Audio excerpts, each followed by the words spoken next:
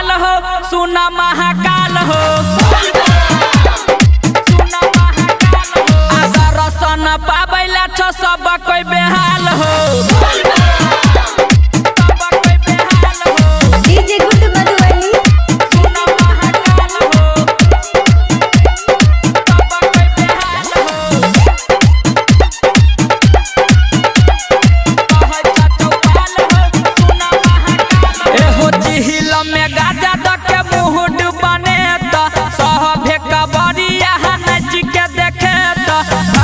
धतूर के भोग लगे मौसकी में सब कोई जल चढ़े बहे छ चौपाल हो सुना महाकाल हो दर्शन पाबैला छ सब कोई बेहाल हो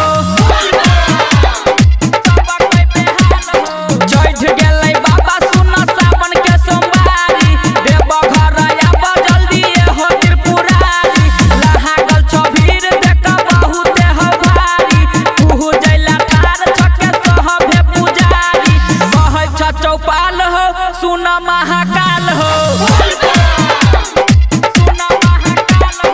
दर्शन पाबैला छ सब कोई बेहाल हो डीजे गुड मधुबनी सुना महाकाल हो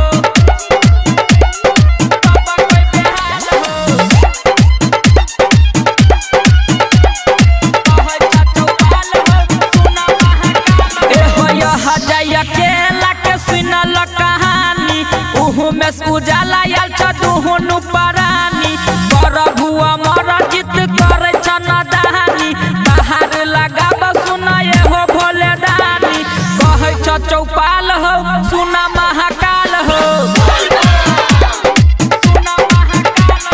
दर्शन पाबैला छ सब कोई बेहाल हो